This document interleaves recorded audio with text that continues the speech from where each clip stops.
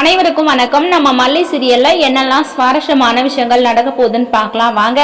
மல்லி பார்த்தீங்கன்னா வெண்பா சொன்னதை கேட்டு ரொம்பவே வருத்தப்படுறாங்க. வெண்பா சொல்றது 100% கரெக்ட் தானே. நம்ம வெண்பாவை கவனிச்சுக்கிறதுல எப்போ பார்த்தாலும் ரேணுகாக்கான்னு சொல்லிட்டு ரேணுகாக்கா பத்தி தான் நம்ம யோசிச்சுட்டு இருக்கோம் அப்படின்னு சொல்லிட்டு மல்லி தெளிவா புரிஞ்சுக்கிட்டாங்க. ஸோ இதுக்கப்புறம் நம்ம இப்படிலாம் இருக்கக்கூடாது. ஏன்னா வெண்பா ரொம்ப அப்செட் ஆயிடுவா. இப்பவே பார்த்தீங்கன்னா ஜஸ்ட் பாஸ் ஆயிருக்கா. இதுக்கப்புறம் நம்ம அவளை கண்டுக்காம விட்டுட்டா அவளோட லைஃபே வேற ஆங்கிள் போயிடும், வேற விதமா மாறி போயிடும் அப்படின்னு சொல்லிட்டு மல்லி பார்த்தீங்கன்னா ரொம்பவே யோசிக்கிறாங்க. ஸோ இந்த விஷயத்தை பத்தி நம்ம விஜய் கிட்ட பேசணும். விஜய் கிட்ட பேசினா கண்டிப்பா இதுக்கப்புறம் வெண்மை மேல கான்சென்ட்ரேட் பண்ணுவாரு அப்படின்னு சொல்லிட்டு மல்லி பார்த்தீங்கன்னா விஜய் கிட்ட பேசலாம்னு சொல்லிட்டு போறாங்க. அங்க பாத்தீங்கன்னா விஜய் ரேணுகாவை ஹக் பண்ணிட்டு இருக்காங்க. இதை பார்த்த மல்லி ரொம்பவே ஷாக் ஆகுறாங்க. ஸோ அப்படி இருந்தாலும் என்னங்க அப்படின்னு சொல்லிட்டு ஒரு வார்த்தை கூப்பிடும்போது விஜய் பார்த்தீங்கன்னா கையெடுத்துட்டு வா மல்லி என்னாச்சு என்ன விஷயம் அப்படின்னு சொல்லிட்டு விஜய் கேட்கும்போது மல்லி பார்த்தீங்கன்னா இல்லைங்க உங்ககிட்ட தனியா பேசணும் அப்படின்னு சொல்லிட்டு மல்லி சொல்றாங்க. விஜய் வா மல்லி எங்கவே பேசு என்ன அப்படின்னு சொல்லிட்டு விஜய் கேட்கிறாரு. விஜய் ஏன் அப்படி கேட்கறாருன்னு சொல்லிட்டு தெரியல. ஏன்னா மல்லி வரும்போது நம்ம ரேணுகாவை ஹக் பண்ணிட்டு இருந்தோம்.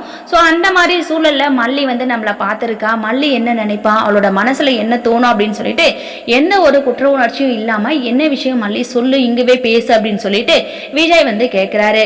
மல்லி அதாவது ரேணுகா நடிக்கிறாங்க அப்படின்ற விஷயத்த கண்டிப்பா முடிவே பண்ணிட்டாங்க. மல்லி இவங்க நடிக்கிறாங்க அப்படின்னு சொல்லிட்டு அவங்க முன்னாடி சில முக்கியமான விஷயங்கள், ஸோ தேவையில்லாத விஷயங்கள் இது எதுவுமே பேசக்கூடாது அப்படின்னு சொல்லிட்டு தான் மல்லி நினைக்கிறாங்க.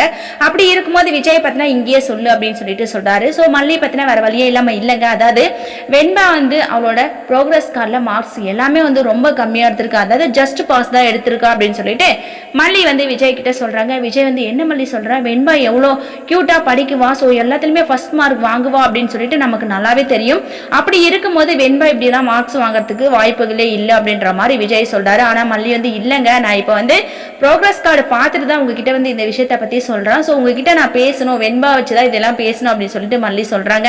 விஜய் சரி ரேணுகா நீ இங்கவே இரு அப்படின்னு சொல்லிட்டு விஜய் பத்தினா மல்லியோடவே போறாங்க. ரேணுகா ஒரு பக்கம் இந்த மல்லி எங்க இருந்தா வந்தான்னு சொல்லிட்டு தெரியல, விஜய கைக்குள்ள போட்டுக்கிட்டாதான் நமக்கு கதிரேசன் கிட்ட இருக்கிற சொத்தை எல்லாம் நம்மளால வாங்க முடியும் அப்படின்னு சொல்லிட்டு ரேணுகா ஒரு பக்கம் பிளான் போட்டிருக்காங்க. ஆனா நடுவுல இந்த மல்லி எல்லாத்தையுமே கெடுத்துறா அப்படின்னு சொல்லிட்டு ரேணுகா ரொம்பவே யோசிக்கிறாங்க. ஸோ கண்டிப்பா இதுக்கப்புறம் ரேணுகா பத்தினா மல்லியே எதிரியா தான் நினைக்க போறாங்க. விஜய் எப்படியாவது பிரிச்சு கதிரேசனோட வீட்டுக்கு கூட்டிட்டு போயிடலாம் அப்படின்னு சொல்லிட்டு தான் ரேணுகா பிளான் போட போறாங்க.